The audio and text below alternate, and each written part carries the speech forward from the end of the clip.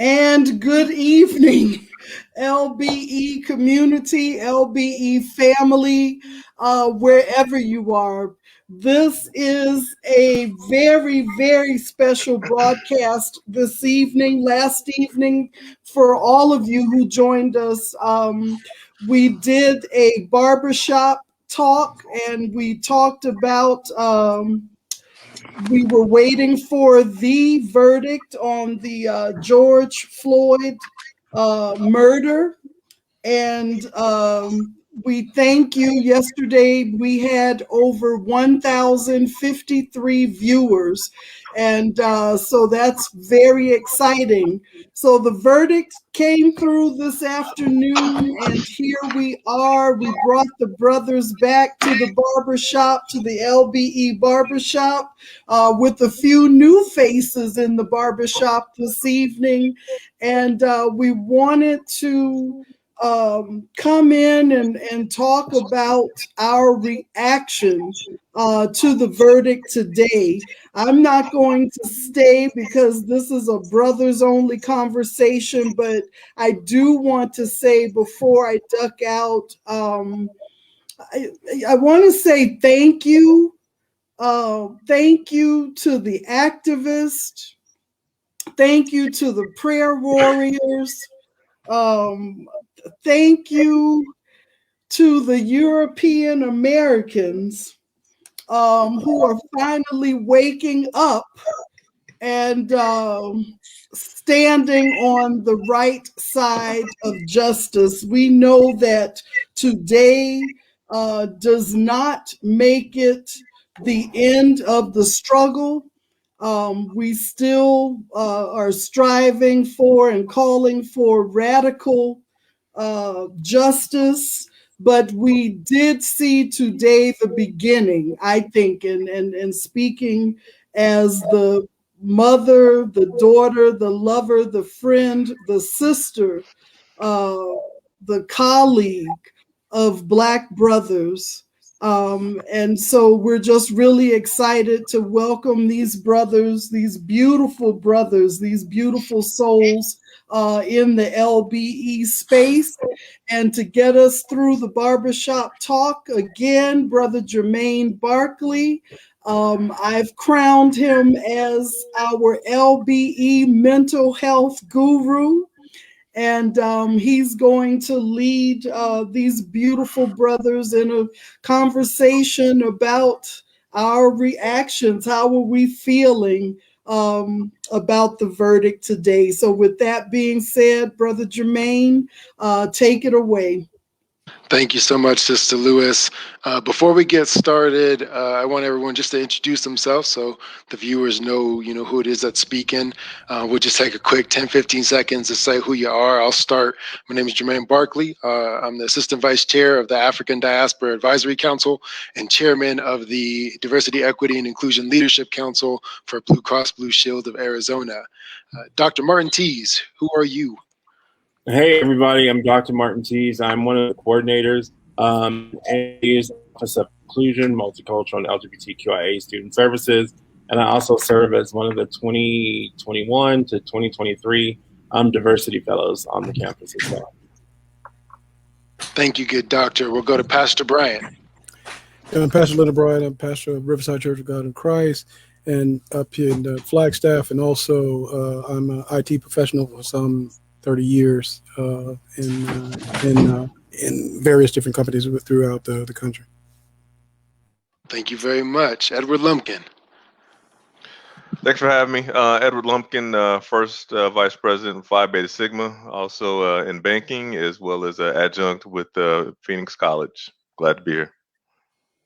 Thank you so much. Ricardo Guthrie. Unmute. I'm Ricardo Guthrie. I've been a professor at ethnic studies since 2008 and working with the African American Policy Forum, AAPF, on pushing out tweets and information about social justice for the Black and of color communities. Thank you so much. Appreciate you. And then we've got Melvin Hall. Hey, Greetings, Melvin Hall, chapter president, Alpha Epsilon Sigma, chapter of Phi Beta Sigma fraternity here in the Valley. Also an executive search consultant in the construction industry. Glad to be a part of the conversation. Beautiful. And we'll be having some other folks hop in and out of the barber shop tonight too. We just had someone else pop in, Chris Paige. If you want to take a couple seconds, introduce yourself.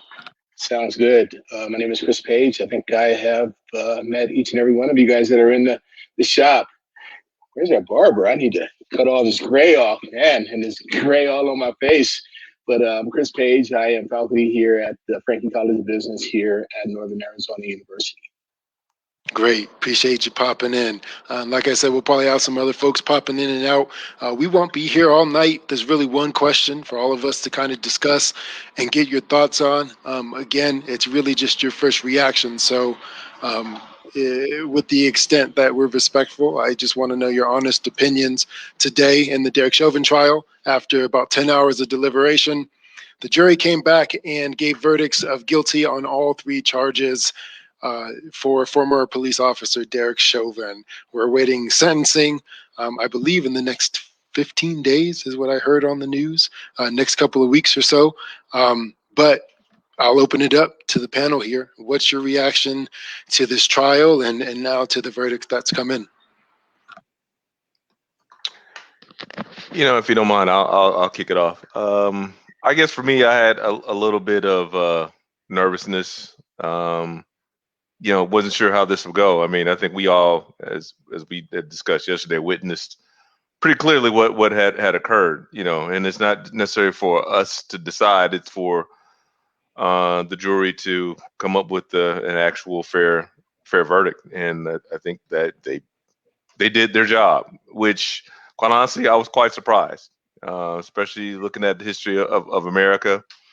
You know, going back to days of Emmett Till. You know, you can have something black and white, and it still look checkered. So, again, just glad that we kind of got this one out the way. We have some other trials coming up, but you know, one down, certainly 7 more to go.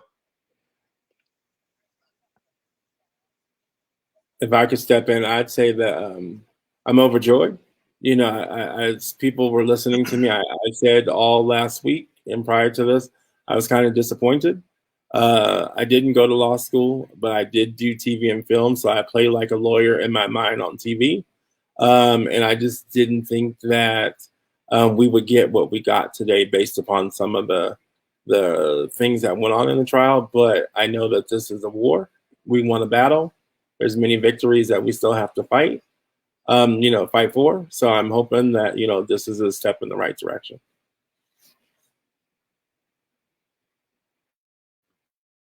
Okay, step in the right direction. I agree with you, Dr. Tease. My first reaction was relief and really being worn out. I felt like I had run a 10-mile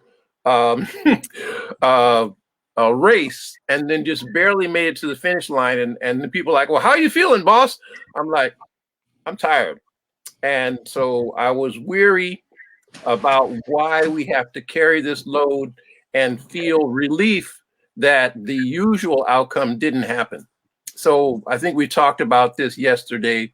The fact that you carry this load is sort of like a killability quotient, sort of like that would have been a legal lynching if he had been acquitted. But since it didn't happen, we feel relief. And yet in that meantime, there were 3 other people who were shot down and killed by accident at the hands of the police. One last night in Columbus. So I'm not going to pass judgment on the justice system. But as I said before, there really are 2 systems of justice, and we are guilty before the law rather than being innocent before the law. And that is the main problem I see as we go forward. There was no justice for the Floyd family. I did not like seeing the man handcuffed and led off out the door. That was no sense of relief for me. I don't feel that he was going to get the justice that he needs. This is Mr. Chauvin, because the system is not designed to give him justice either. That's the way I felt. It did not give me relief to see him handcuffed. I did not jump up and down in joy. I said, this system is very sad. And if the only thing I come away with feeling sign of relief that it wasn't, you know, something else, then that's not much of a victory. Amen, Dr. Guthrie. I'm on your page. I agree with you wholeheartedly. I felt a sense of relief when I got a text indicating that he was guilty. I did reply to that text, was he guilty on all 3 counts? So I'm still a little critical on the justice system that we have in place. So when I got the reply back saying that he was guilty on all 3 counts, I felt even more relieved. But at the same time, I wondered why that blue wall wasn't built. Or I didn't wonder that. I know why the blue wall wasn't built, because again, we had it on film. We had everything filmed, and the whole world saw what was happening. So it was difficult for the police department to build that blue wall and cover everything up. So I still have to be critical with the justice system again, because of the fact that if we did not have everyone in the world seeing everything that was happening to this young man, George Floyd, that blue wall would have got built, and we would have never, ever found out that this guy died the way that he did. In fact, I just found out today that the initial release indicated that this guy died of a medical issue. They said George Floyd died in the hands of the police department because of a medical issue. And then, of course, the video got released, and they changed their whole course as a result of that. So the way that they changed their course, again, gives me, you have to be critical about the justice system that exists here in our society. I like to jump in. You know, I was at lunch with a group of my fraternity brothers this afternoon, and we got the text that the verdict was coming in, and my first reaction was, oh Lord, now this. Reason being is because I'm like, so what if he got convicted? So what if he didn't get convicted? Since the trial started, over 65 people of color have been shot and killed by the police. So one trial isn't going to make a difference, and it hasn't. And it hasn't for over 400 years. So I'm waiting for the roosters to come home to hatch. I'm waiting for us to set fire to the barn. I'm ready for, as Reverend Jeremiah Wright said, the goddamn America, and burn it down, because nothing changes peacefully. Nothing changes without violence. Just look at the founding of this country. And I'm really just tired of hearing about the cheers and the protests and the let us march on, and let you know nothing's going to change until it changes. So if we really want to see a change, we've got to tear this house down, light it up, burn it on fire, kick out all the bad people that inhabit it, and move forward. But other than that, it's just another trial. There are about 55, 70 more that are going to go on with cops killing people of color. And you know what? It'll be some news station will pick it up and make it the story of the day, the flavor of the week, and people will get passionate and care about it, but they won't do anything on the mass. Right here in Phoenix, we have one of the worst police departments in the country, and not one person is protesting over all the people of color that they have assassinated here in Phoenix, but yet they're worried about what some guy in Minnesota is happening. I'm not driving down Main Street, Minnesota. I'm not going to Prince's Club. I'm not getting a Juicy Lucy on 7th Ave. I live in Phoenix. So I'm really tired of people caring more about what happens somewhere else where they don't have to put any skin in the game, and not doing something here at home. That's why I get sit to the corner in the barber shop. So I'm back to the corner. Well, it's good to see all you brothers. If I may jump in here for a second, Brother Guthrie, it's always great to see you. And I tell you, it's just good. How y'all doing? It's always good to be here with you. In listening to you, and I'm sorry I had to come in late. I was just leaving another meeting, but a couple of things, especially being in the criminal justice system. I have to agree with you. I was not looking for an O.J. Simpson type of reaction, where the people were going to be, cheering in the streets. I was looking for the relief the same way that you all were looking for the relief. But I see it a little bit differently because I am in the criminal justice system. when I saw them put the handcuffs on him, I thought of all the individuals that I've seen who have had handcuffs on them. And if he had walked out without handcuffs, then I'd have been ticked off, because that too many times we come in handcuffs and we leave in handcuffs. And so for me, that was a part of it. The other part is, you know, it's funny, Brother Hall, one of the things that he just said, he's talking about how, and I say this all the time when I go different places, you need to sit down with the police department where you are at and have that difficult conversation with them as far as the change is concerned. But the one message that I shared, and I just shared with a friend earlier tonight, and that is, this is now our time. This is now, the door is now open. Every place that we can put somebody within our criminal justice system, and to make sure that their attitude doesn't change back to prior George Floyd, this is our time. Because to give you an example, I know of one police department in this state that normally has a minimum of 100 people to show up for their exam, had 8. 8. So the message that's being sent to those individuals that thought that they could just put on a uniform and go through the street and do whatever they want is not there anymore. This is a new day. So if you know somebody who wants to be a secretary in the police department, I'm talking all the way up to a judge or whatever the case may be, this is our time. Let's not let it get away. And there was a young brother I saw, he was marching in Phoenix the other day. And I love the idea that the concept that he had with regards to this new, I want to call it a buffer between the community and the police, where instead of calling, and I tell folks all the time, especially when I'm representing, don't call the police. If you're having an argument, call somebody else to deal with behavioral health, but don't call the police. And I worked for the police for 21 years, okay? So that's my 2 cents. No, I hear you.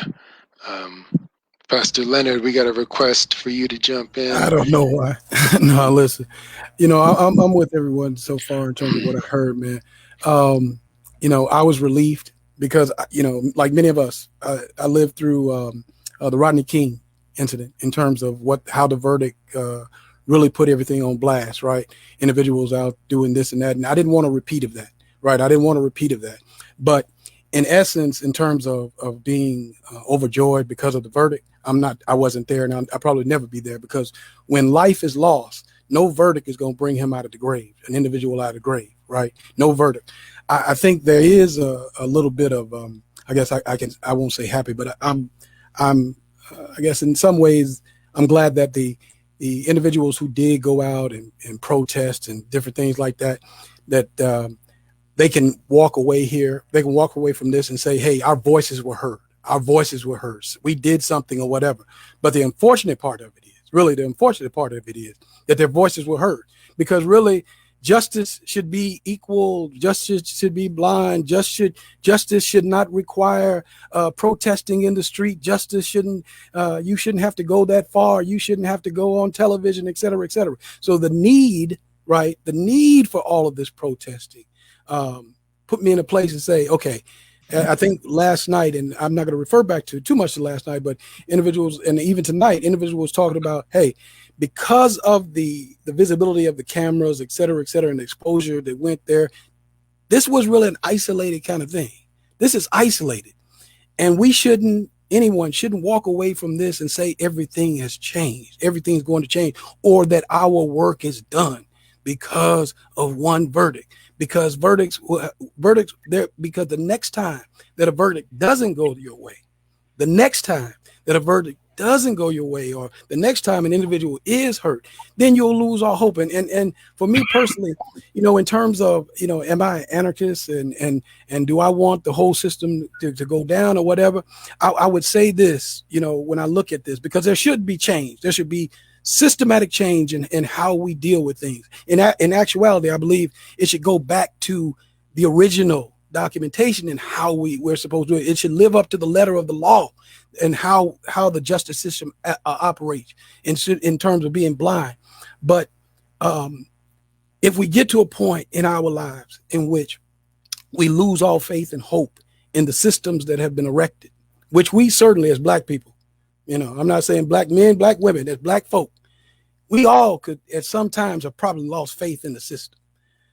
But if we burn it down, if it goes and it's eradicated, then we go back to only the strong survive. Only the individuals with substance will gain. And if that's the case, then so many of our people will be left behind. And so we still have a work to do. And I think that's what I left here. That's why when I saw it and I saw the verdict and I heard the verdict and so forth and so on, there was a relief. There was some encouragement for those individuals who did protest. There was some reflection on the past, but I also still understood that greater work is still needed. So and I appreciate that, Pastor Bryant. I was actually a little nervous when I got the call today to do this, because I've been having folks reach out to me all day, and I had a friend ask, are you happy? Are you happy with? And the short answer is no. My dream for what progress is that an officer being convicted for unjustly killing a Black man isn't even news, right? It's hard to celebrate something that just ought to happen, right? It's just the right thing that ought to happen. And then the question I find myself asking, is the bar for the criminal justice system that we convicted one person who was caught on camera killing someone for 10 minutes that everybody saw, and they got convicted after a 3-week trial a year after the incident? Is that the bar for success? Is that what we're celebrating? And then, you watch the news, and when Donald Trump was booted out of office, thank God, when he was voted out and Joe Biden came in, my biggest worry was that people were going to let their foot off the gas. That was my biggest concern. It's so easy to say, he's gone, the bad guy's gone, all the racists are gone now, we're good to go. And it's the same with this trial. A 15-year-old Black girl got shot today and killed in Columbus, Ohio, hours ago. Today, 15. And not all the details have come out yet, but it's hard for me to imagine that grown men could have found no other option for a 15-year-old Black girl outside of her house. That happened today. And so it just gets me so riled up, because you watch the news, you watch people who they don't have skin in the game. Like Melvin was saying, there's a bunch of people who don't actually have any skin in the game. This is sport, right? For folks who don't live this, take victory laps because we got a conviction that we should have got without any conversation. And it just breaks my heart. Nancy Pelosi got on TV and she said, thank you, George Floyd, for sacrificing your life for justice. She said, sacrificing your life for justice, as if his life wasn't took from him, like he was a willing participant at the altar, a martyr. And it's like, I feel like I want to be so happy that this went our way. But then I find as a Black person, I can't get there because there's just too much work to be done. There's just too much work to keep being done. To me, justice, if you've ever gotten in an argument with your wife or been yelled at by your moms, I'm sure you've heard, sorry is just words. If you're really sorry, you won't do it again. That's sorry. Justice is actual change, right? It's not, okay, we went back after the fact, we got one of them, we're good. Justice is change. That's just what it is. And I think everyone on this call has different ideas of what that looks like. We're not here to debate policy here, but I think we can all agree we can't keep chalking these up to one-off incidents that aren't indicative of a systemic problem, because people are getting killed. That's just what it is. People are getting killed. So, brothers, I mean, I know this is about the verdict, and everything is about the verdict, and everything is about our struggle. It's been since we've been here. And the same conversation we're having over this Zoom call, StreamYard call, 100 years ago, they had sitting around a bar, around the fire, around the farm. Nothing has changed. 300 years, they had the same conversation while they were tilling the fields. 500 years, they had this same conversation. We can go back thousands of years. As long as they've been around and we've been around, we've been having this conversation. So my question is, I'm tired of the conversation. When people say, oh, we can, put Joe Biden in and he's going to get rid of the bad guy. He is a bad guy. Democrats don't care about black people. Republicans don't care about black people. The only people that are supposed to care about people of color are people of color. My brothers, when are we going to stop playing the game with these cats? When are we going to keep hope alive? Brother Barkley, we're having this conversation. I've never seen in the history of mankind a civilization enact change without violence. Pastor Leonard, even when they did it in the name of God, it was still violence to enact change.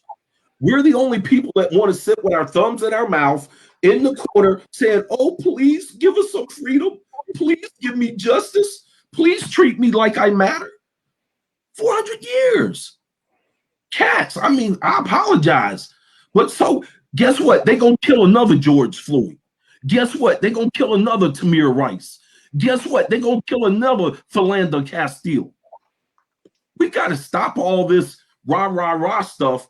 If we really want to make some change, form a new political party that is just about people of color and put our message out there.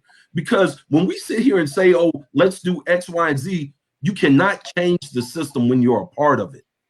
And if George Floyd's life means anything, then we need to make it mean something. Because he didn't die because he wanted to be a martyr. He died because white people don't view us as citizens. He died because the police was created to control us, to imprison us, to make money off of us, and we're not viewed as citizens in this country. Melvin, and no, don't. And again, we're here to have an honest conversation about how we're feeling about today. So please don't apologize for your feelings. Too long, especially people of color, have been forced to apologize and put that disclaimer after their feelings. I will say, and then I actually want to call on some folks that I haven't heard from yet, in terms of progress and change. I do like to bring up South Africa and apartheid. I won't say that was a nonviolent struggle because those people died. They were killed. They were killed in that process. But to me, that model of truth and reconciliation. Dave Chappelle, he did a special a couple years ago after another high-profile murder. And what he was saying, paraphrasing Desmond Tutu, was when you live within a corrupt system, everyone under that system is a victim of corruption, even the ones who benefited from that system because the system was corrupt. And I hearken back to that when I see, today, I don't like seeing anybody go to prison. I don't. Prison is it's a hard place to grow as a person and to change, to get hate out your heart. It takes hate to kill somebody for 9 minutes. It just does. That takes hate. But I don't imagine you're going to get sent to prison and all of a sudden that hate is going to be gone, right? And so to me, it's how can we put this whole system, how can we get everyone to realize that they're all victims of this system? It's not just about police killing black people. They're killing us a lot more, and that's a problem. But everybody should want it to where police can't indiscriminately kill and can't get away with that shouldn't be a political issue. Nobody should want their kid to get killed when they're unarmed by a police officer. And so I just like to throw South Africa out there, but I haven't heard from Chris, and it might be because I was booted off because my internet. And then I want to go to Edward as well. Thoughts on today? Jabarha was next. Jabarha, sorry about that. Again, yeah, Jabarha, go ahead. My phone disconnected because I was it wasn't charged. What's the question? I've been listening.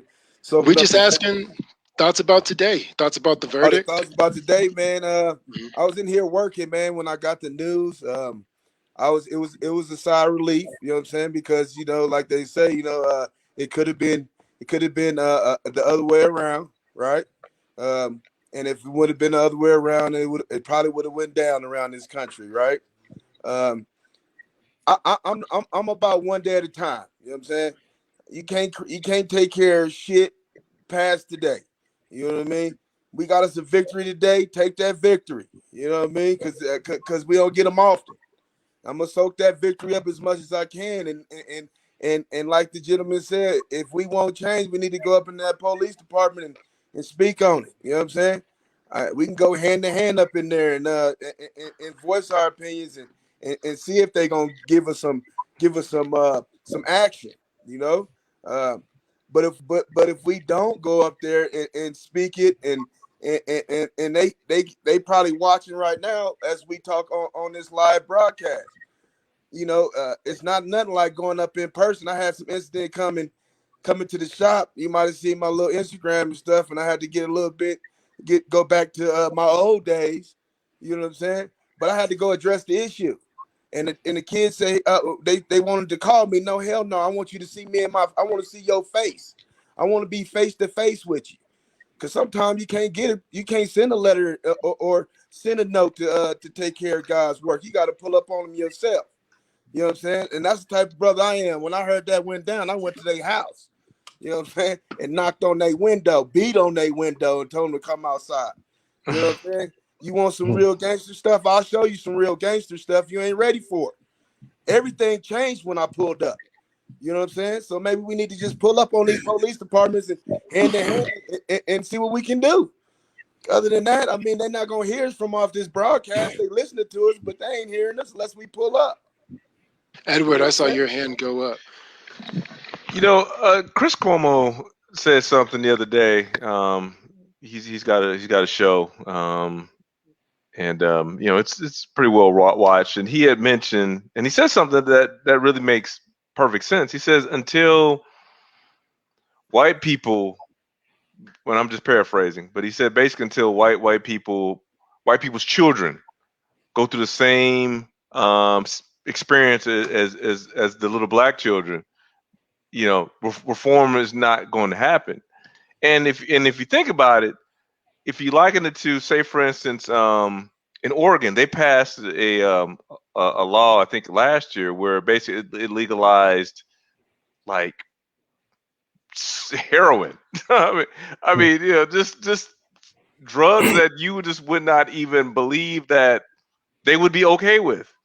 And they passed it mainly because it was their children that were having problems in terms of like from drugs. Now, keep in mind, crack has been in the black communities for decades, and they weren't sending, you know, they weren't having that same approach with our children.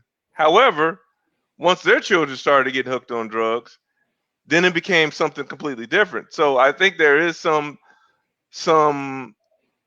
truth in that statement, because, you know, once again, it's because it's happening in our communities and with our people, it's a non-issue.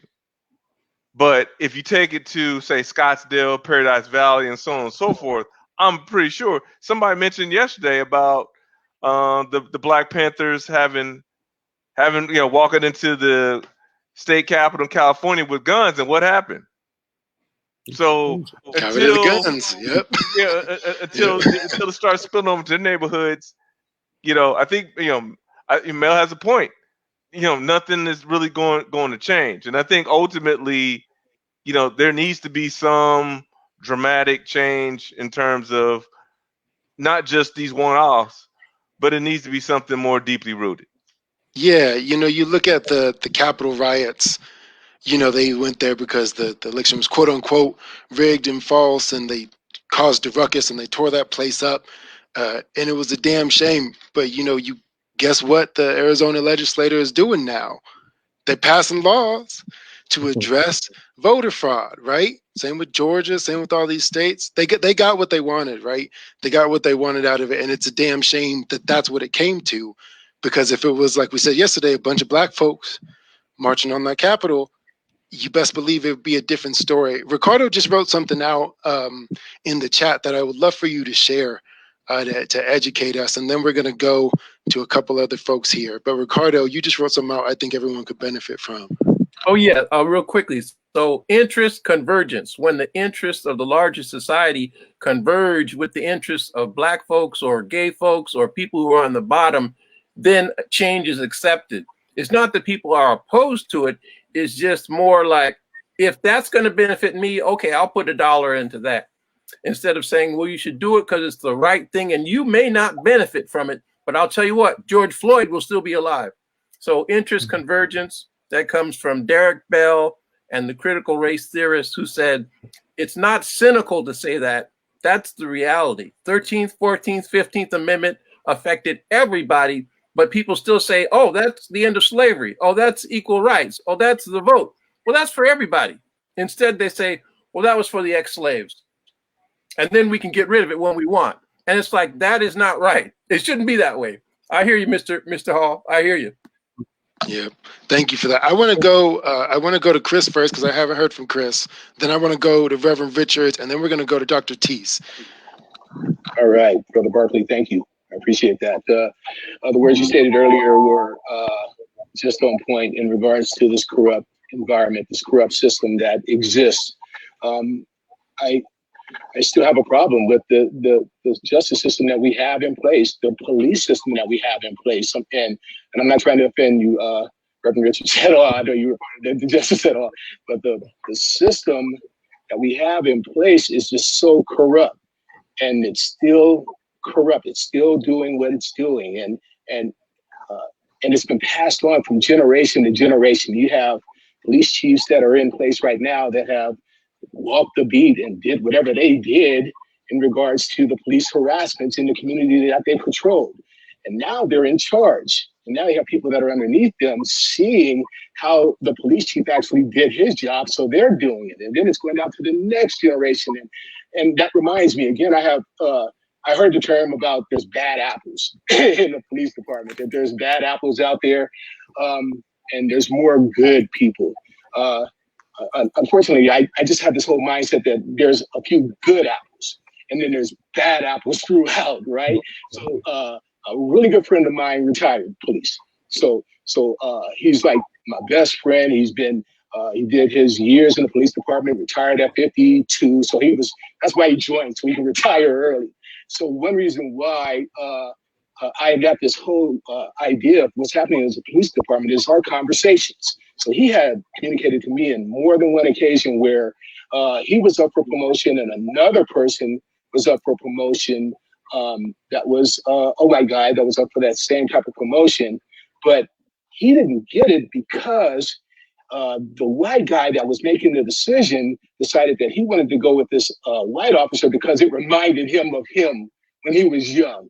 And they did a lot of harassment in that San Bruno Police Department. I hate to give it out like that, but they did a lot of harassment in that area. And my friend saw what was happening and he saw what was going on, so he couldn't wait to retire. He did his 20, 30 years in the department and retired, and he doesn't have any problem communicating how corrupt that system is. And that's the San Bruno Police Department. We're talking about larger police departments where they have like the backing of these unions that exist that have power and what they bring to the table. And these guys that are doing this harassment just feel they can do anything they want and not worried about it, anything happening to them. And that's where I go with the whole concept of the blue wall, where they have these police officers, their colleagues covering for each other and writing these reports that are nowhere near true.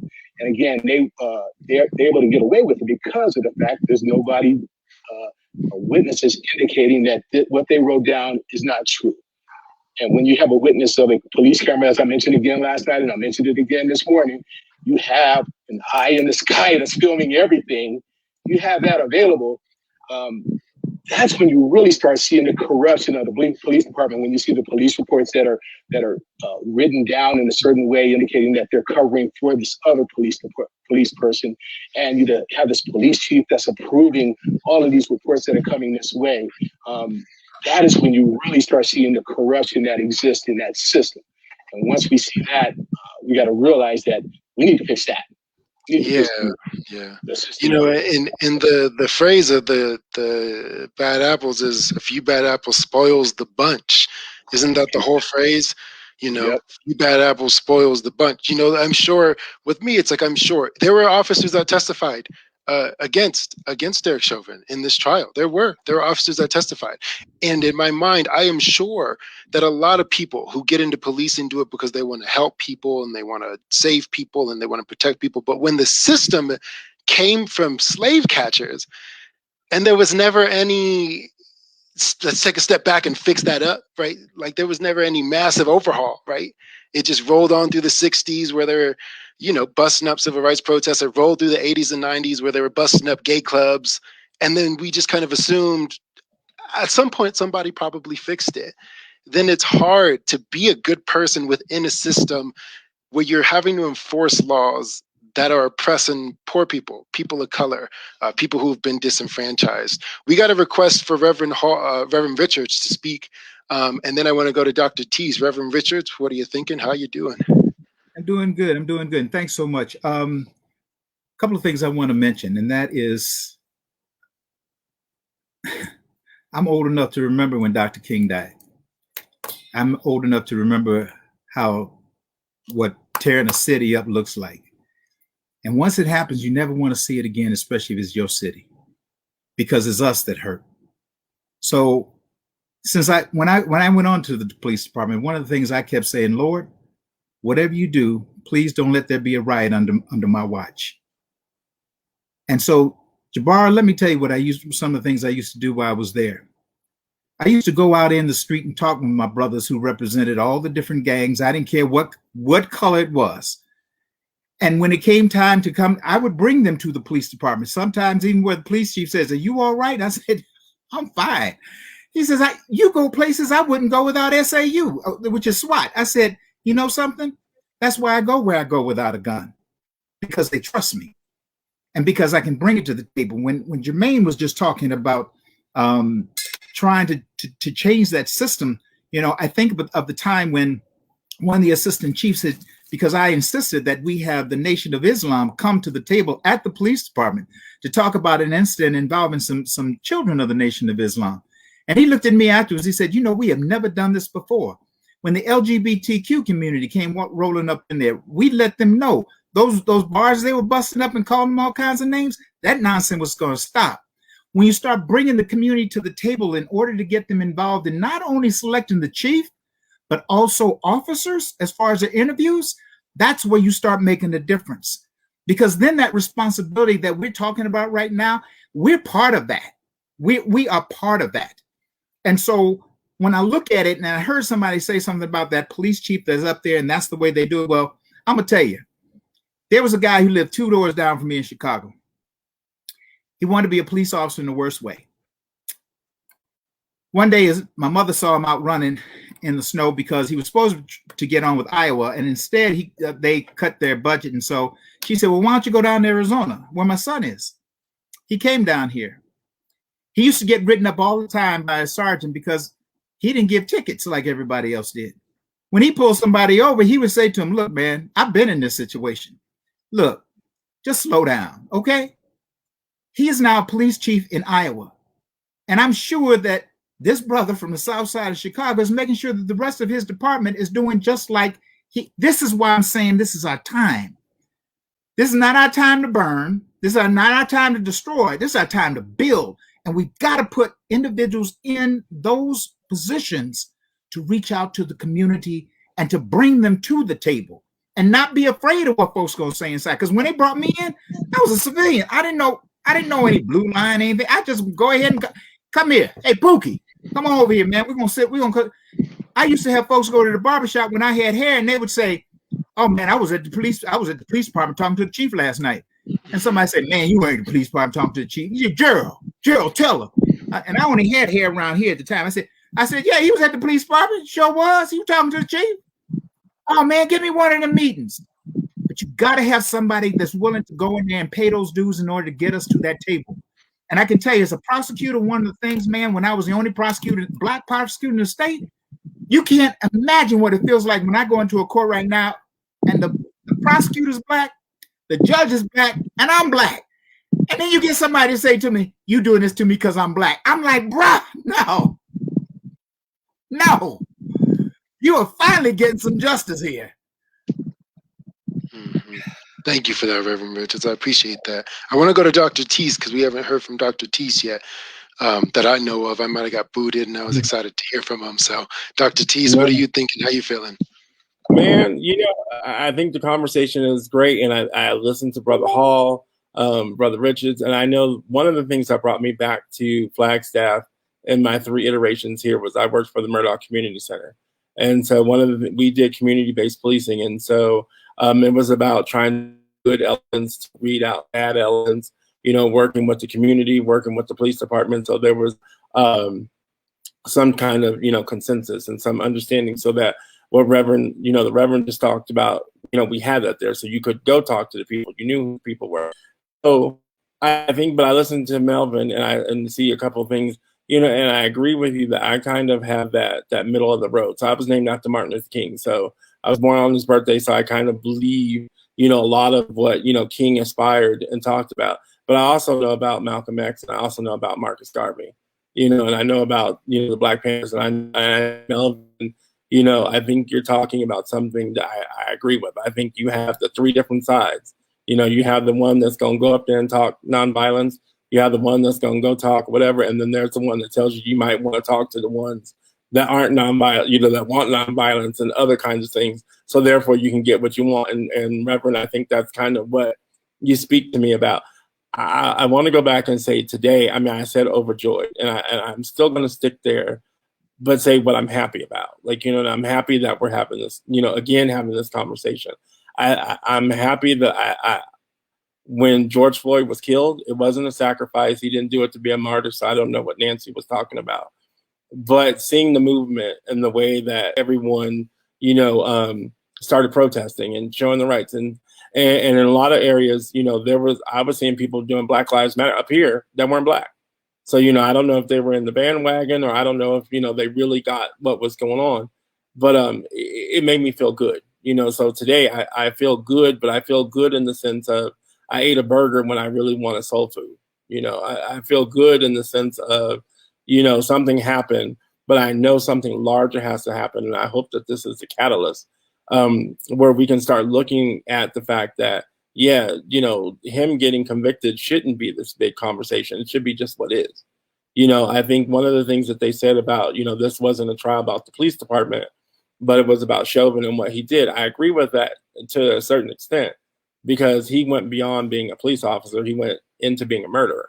But when we go back and we look at the police department and we look at what, policing is supposed to be and what it's supposed to do, even based upon its history, we know that it came out of a bad area of trying to, oppress and delineate and take away from many people of color.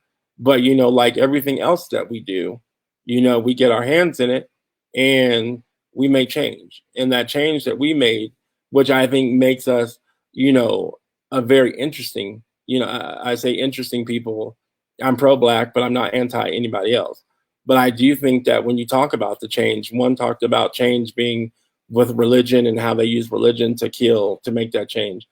We took the Bible that they used and we made change by preaching nonviolence. We've talked about, how we fit into the fabric of the society and how we as change makers by our very actions are the ones, that I think have helped propel this country. If you look at all the insights of what's going on with the country, change and change for the better generally has a Black face on it.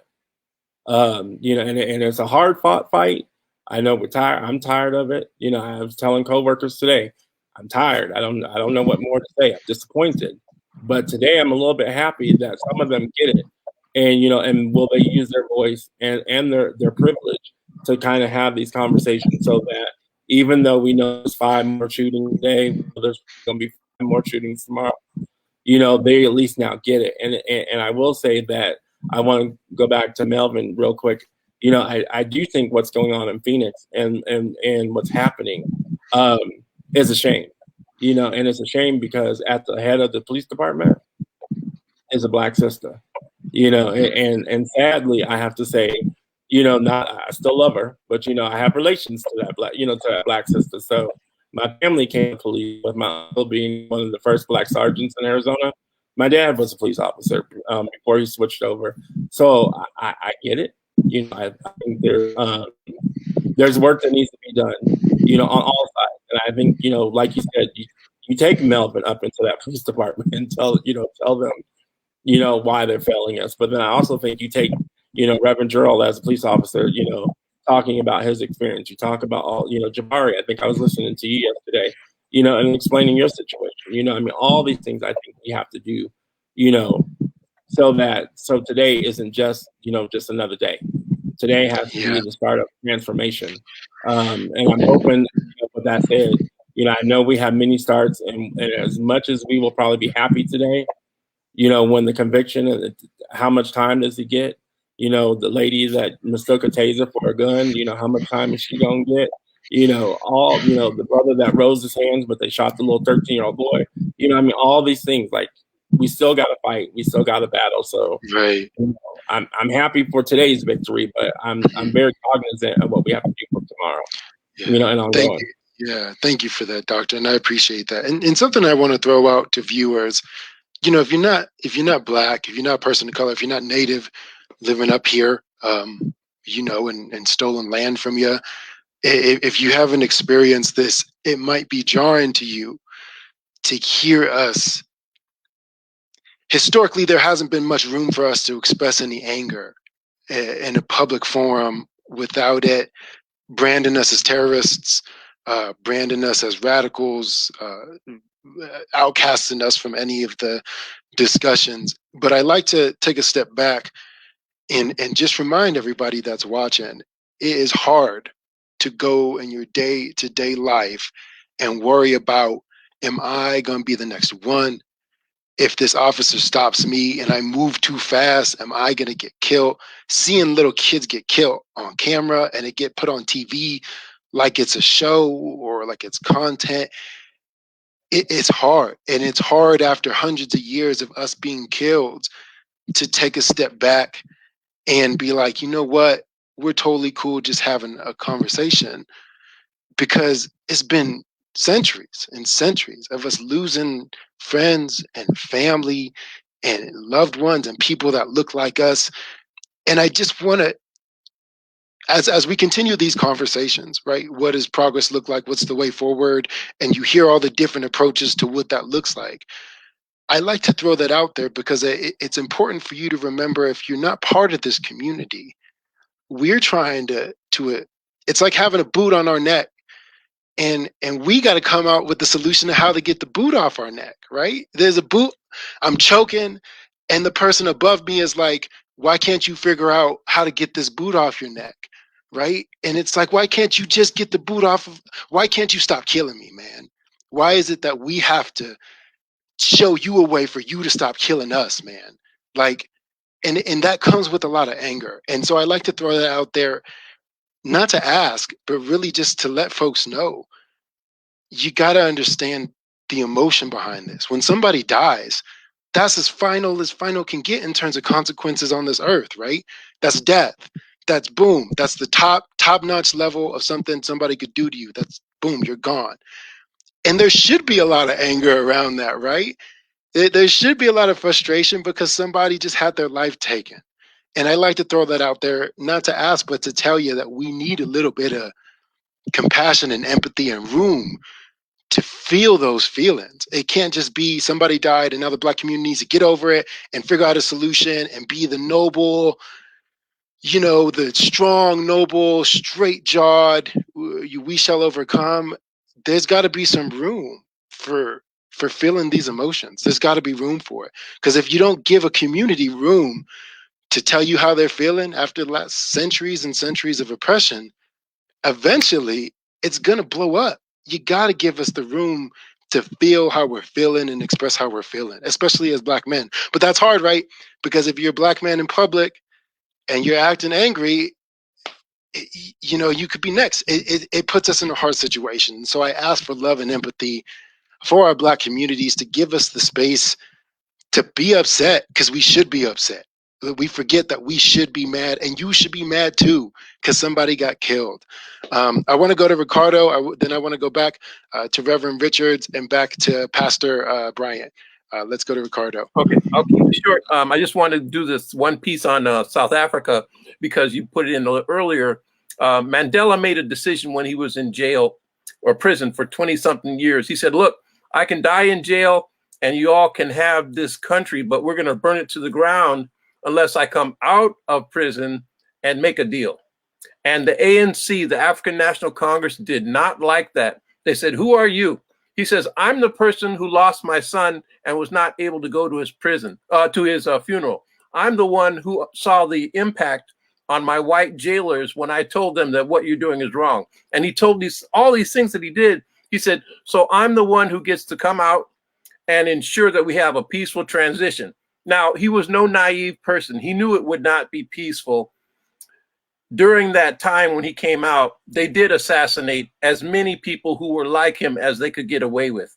And when he was through with it, he said, I will be elected and I will have truth and reconciliation, but I may not be able to get you justice. I may not be able to get you land, but that is what we as a people have to have, truth and reconciliation. And because of that measurement, as Mr. Hall has said, that's not enough. People really feel hurt about that. But Mandela said, and Archbishop Tutu said also, he said, it happens on a higher plane. We have to accept that this is our role in transforming society. And no, it's not a sacrifice. It's not martyrdom, but it is the right thing to do. He said, you can choose to burn down your country and lose,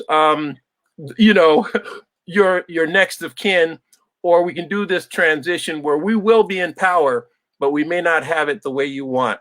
And so it's a very hard lesson. There are no Mandelas among us, precisely because nobody wants to go to prison for 27 years and then come out and try to free themselves. That's just not in our mindset, and nor should it be. So I'll just leave it at that point.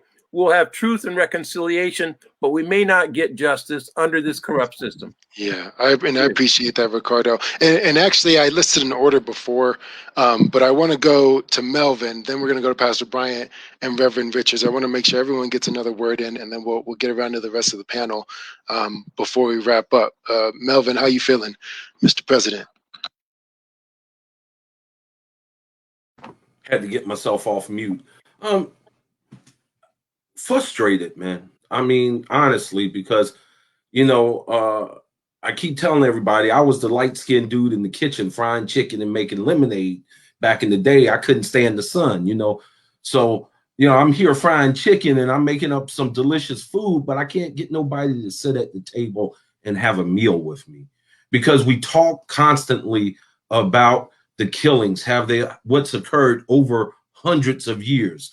We talk about all the people we've put in place in the system to make a difference over hundreds of years. And you can ask the brothers in my chapter, Ed will tell you, I live by insanity. Insanity is doing the same thing over and over again, knowing the result you're going to get and expecting something different. And this whole talk of let's kumbaya and hold hands and get in the system and make a difference, you're not making a difference. There's no such, please, Brother Richards, tell me one good Crip, one good Hell's Angel, one good mafia, one good cartel you've ever met. You can't. So you can't say there's good cops, bad cops. If you're in a crooked system, everybody in the system is crooked. It's what they say in the legal system, fruit of the poisonous tree. You can't. I've yet to see. Here in Phoenix, they were like, oh, let's get Jerry Williams in. We got a black woman, da-da-da-da. More people are dying every day. And she's singing the song, covering up. Yeah, you have one or two people of color that'll step up and speak up, and they usually get 6 to the dome, or they get axed, or their political careers get done. There's never going to be a change until we say enough. Look at South America. Look at Africa. Look at Europe. All these countries, people are saying enough, and they're not sitting there kumbaya. They're out there with Molotov cocktails. They're out there with rocks. They're throwing rocks against tanks, knowing that they'll probably die, but that's what they believe in because they're tired. So every time we have someone say, hey, let's fight it from within and make a difference, they're a part of the problem. They're selling the same bill of goods we've been sold for 400 years. Because if it says it in black and white, you're not a citizen, then it don't matter what Jesse Jackson, Jesus Christ, and Barack Obama all saying. We're not citizens. And excuse me on that. Yeah, please, Jabarha, go ahead. So you said there's no good Crips, there's no good police, just because the system messed up? I don't understand that one. So, brother, this is what I'm saying. People always say that, you have good police officers and they're in there fighting to make a difference. I then asked them, do they believe that there are good cartel members? Are there good gangsters? Are there good shooters? And my point being, Jabarha, is this, that yes, there are good people in every organization, but they can't fight a crooked battle. I understand that. No, I understand that, but what you said there's no good Crips. That's how I took it. My apologies. What I was saying. And I think what Melvin Hall is saying is that when you've got a system based off corruption and a person is forced to enforce that corrupt system, they can't do enough good to change unless that system changes. The laws are made to hurt people, and your job is to enforce the laws that are hurting people. That, but what do we do? So we do a race riot? What do we do? No, bro. How do we fight? We have to get involved and start our own political. We have to go back to the time when we spoke for us, when we fought for us, when we believed in us, when we taught us, when we had our own banks. We have to go back to us being in control. So the first thing is, bro, if anything in life, if you got a situation, you got a good choice and a bad choice, and you continually go to the bad choice, you can't expect a good situation. You got to make a change. So we keep saying, hey, Trump was bad. Well, then you put in Biden, well, he's bad, or whatever. Start a party that truly cares about people of color. Organized. It's about organizing. My thing is, I care about everybody. You know what I'm saying? I know we got a bad rap. Hell yeah, we got a bad rap. 400 years of bad mother rap, right? But I'm not a Democrat. I'm not a Republican. So I'm not gonna go join something else because I'm me. I'm trying to stay in my lane. I'm gonna teach goodness. You know what I'm saying? That's not how the world works, though. But for the interest of time tonight, hold on, Melvin. Yeah. I believe in Jesus Christ. That's my faith. I'm not finna join up with nobody else, no other group. You know what I'm saying? Because then they're gonna say, oh, look at these. They're gonna point us out of being a group or a gang, or they're gonna flip it some other way. You know what I'm saying?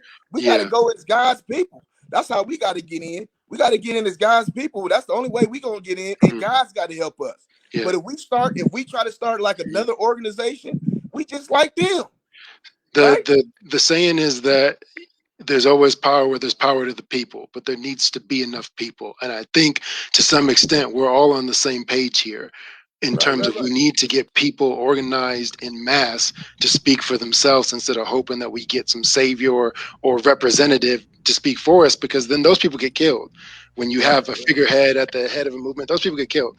And so when you organize the people, the proletariat, to use a socialist term, when you organize the proletariat and give power to the people can then dictate the environment that they live in. But we got to get people to realize that there's benefit to coming together to move the needle on the initiative. Now tonight, to move forward tonight is not time to debate solutions, but I do think it would be worthwhile for us to come together at some point to talk about our different ideas of solutions. Right. And I'm always open. You know what I'm saying? I'm an open book. That's why I'm soaking up the game, and I just wanted to clarify something. Yeah, that's great. I know we all on the same page. You know what I'm saying? We all black. Shit. Yeah. We kind of have to be. On the same page. I know y'all feel the same way I feel when I'm in the streets in the public. You know what I'm saying? I understand that 100%. Well, you know what? I'm confused. I want to know. Hell, I want to too. Like they said, when one black person talked, then they go back and say, "Oh, he's speaking for the whole black race. No, hell Yeah. no, that's his opinion. We all different. Hell, we all bleed red. You know what I'm saying? It come out before it's blue before it come out. You know what I'm saying? So everybody's opinion is gonna be different. Everybody's outlook on life gonna be different. You know what I'm saying? You know, like I say, I'm not into the Democrats or nothing. All that stuff is crap, man. You know what I'm saying? All that stuff is crap. All the rich people getting rich, and the taxes should be on the rich. Hell, I'm about to be rich one day, but I feel privileged to pay them taxes because I was broke before and I had to pay double the damn taxes. That's crap. You know what I'm saying? Yeah. So I mean, I know it's some things that need to be changed around here, but let's start with the education first. Shit, how we paying everybody else, but we ain't paying the damn teachers who teach. How you gonna pay a doctor to be? You teach a doctor to be a damn doctor, and then the doctor make $5,000, 5 million times more than you make. You didn't taught him how to be the damn doctor. How does that work? Man, we got a lot of issues, you know what I'm saying? Like I tell my kids, y'all better get as much education, and you better every time you better raise your damn head. It's systemic. It's systemic. You know, the where the money works is tied to the way the laws are made. It's tied to who has power. It's tied to the way policing is done. It's tied to the goals of a prison and what the prison is meant to do. And so it's systemic. I want to go to Reverend Richards. Then I want to go to Pastor Bryant, Chris, and then we're going to end on Mr. Lumpkin because I know everyone's got other meetings to get to. Reverend Richards, you're on mute. I tell you what I love so much about this. This reminds me of being sitting around in college and high school, you know, being on the corner and talking, you know, like I said, at the barbershop around the card table where we play bid whist, you know, and this is where this is needed because we as men don't normally talk. And here we are, and we're voicing opinions, and some of us may be on two different extremes. But when it all boils down to it, we all have a plan in place. I'm promoting, put more police officers, more secretaries, more judges, more attorneys into the system. When I looked at Flagstaff, that was one of the things that was shocking to me. The lack of black police officers. When I was with Phoenix, I worked my tail off to try to get black police officers, because one in particular, as I think of Earl Nelson never pulled his gun out once. This brother would walk up and say to somebody, hey, I know your grandmother. I went to school with her. It was like, oh, you know, and you don't want me to go there. It's so funny. When I listen to Brother Hall, one of the things that reminds me is that we had individuals who would say, this city's going to burn. And they would say, Gerald, go talk to him. If there was a shooting tonight and I was at the police department and all of you were in whatever city it was, I would be on the phone calling you immediately with that information. And you know why? Because they're not going to call me at the police department. They're going to call you. Your brothers of Phi Beta Sigma are going to say, hey, Frat, what's going on here? Say, man, I just got off the phone with Gerald. This is what he told me. He's going to keep me up to, you know something? I'm going to tell you something. That really helps as far as keeping the peace, man. But when you don't know, and I'm going to tell you something else. When I saw George Floyd go down, I was angry just like the rest of y'all. I mean, I was really angry. And some people who thought, oh, let's go call Gerald. He's going to tell everything's going to be all right. They found another side of Gerald.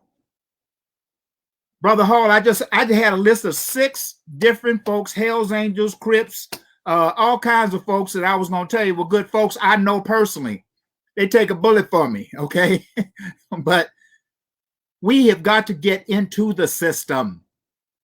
As we continue to build our strength as a community, as Brother Hall and Brother Jermaine and Brother Jabarha are talking about, we have also got to be in there to make that change. And I've been there to do that. And I've seen it.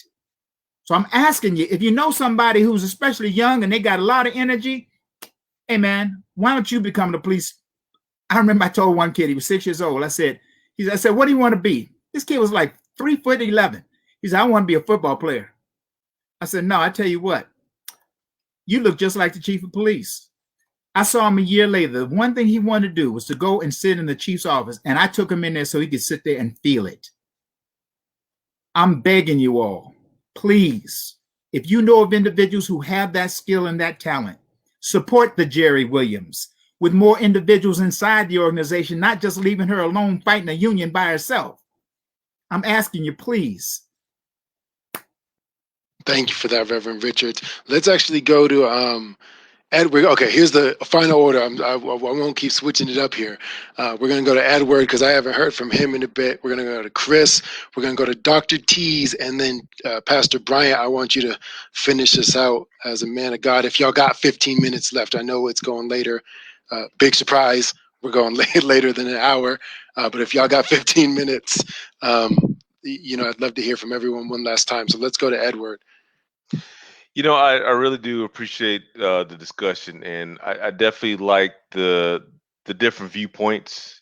I think we're men, and we're brothers with different ideas, different opinions, different backgrounds, different everything. And I think at the end of the day, I think we all know that what's going on is not right, and the fact that we're celebrating something that should be normalized isn't right.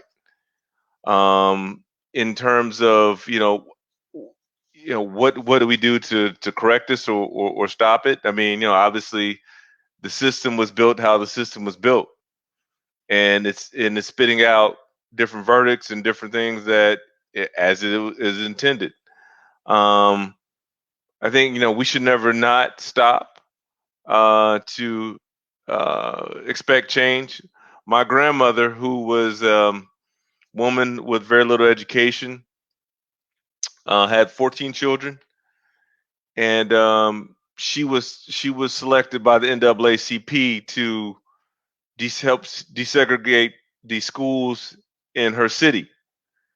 She did her own sit-in, and when she was there, when she showed up with her lunch and with all her kids packed up, having a picnic inside the office, they realized that she wasn't going away. And all her kids graduated from Alton High School in Alton, Illinois. And I remember when both my grandparents died, there were dignitaries and people that had come to pay their respect because they were so well respected in the community. They didn't cow down, and they didn't just shuffle. They were very. My grandfather was a minister. My grandmother was a social worker. They're very proud. They raised their children. No one got in trouble. Everyone did well, and we should not stop striving. Now, the means to the end, what that looks like, only time will tell. But each brother in their own different way. We need to keep pushing. We don't need to be complacent, and we don't need to stop, because once we stop and we get comfortable, then they get comfortable, and we don't need that. So, Mel, if you want to go burn some stuff down, go for it. Pass, if you want to preach a sermon on certainly things that are going on in the community. Brother Richards, if you want to keep pushing your agenda, again, keep pushing, fighting your way, but don't stop fighting. So that's my 2 cents. Thank you for that, Edward. I appreciate that. Brother man, I should have ended with you. Chris, you got the unfortunate. Chris is like, damn. You're going to try. Oh man, Ed, amen. I'm going to say amen to your sermon right there. I appreciate those words, Brother Ed, and I can't say enough. I mean, but exactly what you said is how I feel. I mean, the fact that we have this corrupt system, but more important that we realize we have this corrupt system, and even though we all have brought our perspectives to the table, and again, these perspectives are all based off of our life experiences. I mean, this is the life that we've lived. I guess I could give my age. I'm 56 years old. So I've had 56 years of life experience in the city, in all these different types of cities, and now in a slowed down area called Flagstaff. We bring these experiences to the table, so we got a pretty good idea of what we think the system is about, or what we understand the system is about. And again, I mentioned the fact that my good friend was part of this system, and I've known this brother for over 40 years. And I know he's a good brother. I know he's a really good brother, and he did what he did to retire through the system. And now he's able to speak on the corruption that he saw being built in that system, but he is able to benefit from the retirement system that he earned by working in that environment. So personally, he was able to benefit by working in that environment. And at the same time, he did his best to make these changes by acting the way that he acted, by not harassing these individuals that are out there. And hopefully these younger policemen can see the way he presented himself in front of these other cops that are out there. But bringing that life experience to the table and recognizing again how we can take each one of these experiences and put them together through these sessions that we have right now and make change and make a change that exists out there. That's what I'm looking forward to doing, and we can keep having these sessions and make that happen. Hey, you did pretty good. I appreciate that, Chris. You did pretty good on things. I appreciate that. Let's go to the Honorable Dr. Tease, and then we're going to end with Pastor Bryant. All right, trying to find that mute button. Man, you know, I think I'm going to echo the sentiments that I think that it takes all kinds, right? I think, you know, I was trying to think of a great sports analogy, but really not that good at sport. You know, I tried to play basketball, but I couldn't dribble. 6'4", you know, can't dribble, but I had a killer 3-pointer, you know, and so does the coach, you know, try to work with me being able to shoot the 3-pointer while the other brothers can dribble and take it to the key, to the point, and make us all work together in unison. And I think that's just kind of where I'm at. I'm not kumbaya. I don't ever want anybody to think that I'm kumbaya, because I think, yeah, Melvin, I think we need you to be threatening to burn up something, but we also need Reverend Richards to be the lawyer to be like, hey, man, let me show you how to do it so you may not do main time, you know. And I think, Jabarha, you know, you come in with the street. Like, you know, I think we need all of that. And I always tell students here on campus, you know, I couldn't take the hits and the beatings and the water hoses and the dogs and all the stuff that, you know, our ancestors took. But what I could do, Melvin, is be with you while you were frying the chicken, making the iced tea, you know, and serving out plates. You know, I could be driving people to the, you know, to the event, you know. And the other thing is be that one person that's inside the building holding up the phone line and the door so that they can't get in to stop you from doing what you want to do. And then doing that role of like, I don't know how he got up in there. Like, you know, I don't know why they're doing what they do, you know. So I can do that. And I think that's what we need. And I think, you know, when you look at like Black Wall Street, you know, when you look at all the things that we had before, our downfall, you know, was obviously what others have done to us, but it was also our inability to look at and maximize our resources and not fight over the things that, you know, our differences, because they're certainly there.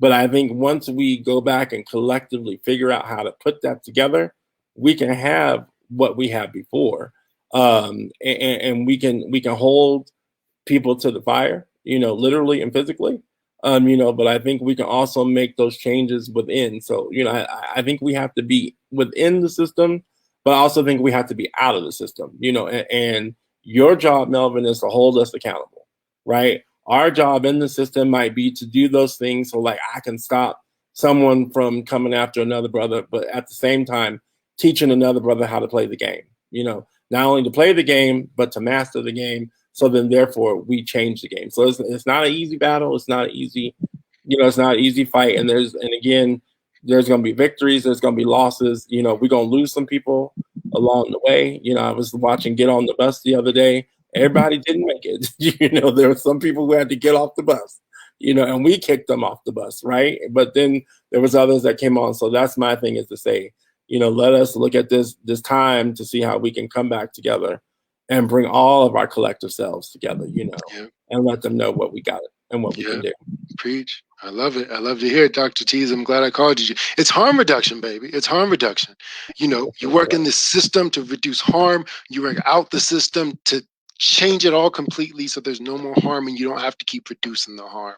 You know, there's room for all, but there's nothing the enemy loves more than infighting, baby. There's nothing the enemy loves more than a group thinking that there's got to be the one way. And if it's the one way or the highway, you know, if you're on the other side of the fence, you love to see that. You do love to see that. So it's great to have some strong brothers with us tonight to talk from all their different perspectives and it not turn into blows, even though the cameras kind of reduce that too. But I get the sense that it would never go that way, regardless of where we were. I want to go to you, Pastor Bryant. Get off this mute. Hey, man. So, I think still exactly what many of you have already said is different angles that we need to look at this. And we're not talking about people. I get the frustration in trying to bring integrity to a system that's corrupt, right? That's gonna breed frustration. My statements and this little bit of space that I've been given in this world is to try to influence the influencers. I'm not a individual that's going to go out front. I'm just going to try to influence the individuals who actually are making changes. And I just want to make sure that we understand that. And I said, everybody going to say, man, Brian up there preaching again, dog. But I'm not preaching. I'm just trying to tell you there is a scripture, and we're not going to go too deep. But the scripture said what? It said the weapons of our warfare are not carnal, but mighty through God to the pulling down of strongholds. And so what I'm saying here is this: I spent a little time in the military. And one thing you have to be is equipped, but you got to look at the strategy in which you do things. Everyone doesn't go with a frontal assault. Some have to go on the left flank. Some go on the right flank. It's also some in the rear, right? So that when there's when people get hurt, that there's somebody there to pick up the hurt and actually triage those individuals and get them back into the fight. Everybody, as Mr. Lumpkin was saying, everybody has a different perspective in terms of how they want to do it, but the end goal has to be consolidated. And if we can consolidate around, let's get, what do we want to accomplish as a people? What do we want to accomplish as brothers? What do we want to do for our community? When we do that, then it's irrelevant whether or not I'm coming from one angle or you're coming from another angle, because we all trying to meet in the middle. And that's what we want to do here. We want to meet in the middle for our people, for my brothers, my sisters, my kids, my children, everybody. I'm not willing to leave any collateral damage because we've had enough. Let's try to meet in the middle. And I know there's a place for the person who's going to really, or the organization or the individuals or whatever, that come up with a strategy, a winning strategy for our people. And again, I'm not being exclusive here, but charity starts at home. So I got to start at home when I'm talking about our people. So what I'm saying is this: the individual who will learn how to use the different factions, whether it's revolutionary, whether it's conciliatory, whether it is education, whether it is even from the media perspective, to use the different avenues together, to strategize together, the group that does that is going to be the individual that's really going to put us in a place that we're going to make a change, and make a change in our lifetime. Because my life, I only got a few more years left. I want to use all of them for the betterment of my people and for promoting my position. All right. Thank God. I thank y'all for listening. Bravo. I knew the whole time I had to end with you. I knew it the whole time. And where's the collection plate? Let's pass the plate. I'm saying. All right. Is it good and fun? We got PayPal. We got. It's always a good fun. Givelify. Food stamp. EBT card. Come on, Doc. Hey, we take it. We take it. Coupons, even Safeway and fries. Doc, if you got it, send it on. Sister Lewis, I saw you hop on. I love my people. I love my brothers. This evening, I've truly had a taste of heaven from a woman that's from the deep South. When you can behold 9 here? Beautiful Black brothers in one space, that is heaven. And I trust that our audience has been blessed by all of the wisdom, all of the power, all of the strength that each of you hold. This indeed is truly a sacred space, and it has been a blessing. It is something that, unfortunately, in our Black community that we do not offer enough space and time for brothers, just the brothers, to come together and to bring their differences, to bring their opinions into a sacred space and to just talk and to just open up and to just share. And what we've seen this evening, we've seen whether you would care to admit to it or not, we've seen the anger, we've seen the disappointment, we've seen a bit of the fear, the worry, the concern for ourselves, for our children, for our children's children. We've seen the hurt that we have carried for over 400 years, all in this 1 hour and 34 minutes. How beautiful it is indeed for brethren to come together and to dwell in unity. And for that, I say thank you for being the men that you are, for being the brothers, the lovers, the friends, the colleagues, the leaders that you are. You may not hear it often enough, and you may just only hear it from those who are supposed to say it to you. But this evening, I say it as a sister and as a friend and as a colleague. Thank you. Bless you. Continue to do what it is that you're doing, because we all have a part in this. It all balances out. The love, the anger, the hate, the war, the peace. It all plays into this experience that we all are sharing that's called the lived Black experience. And so with that being said, we bless you, we bless our viewers, and we ask that the Most High will continue to keep you and to protect you wherever you may be, and that you will always find yourself in the spaces that you should be, and that you will always have the words that you should speak, and that those words should be spoken always in love and in wisdom, and always spoken in God's most perfect time. And so we say to you, go in grace.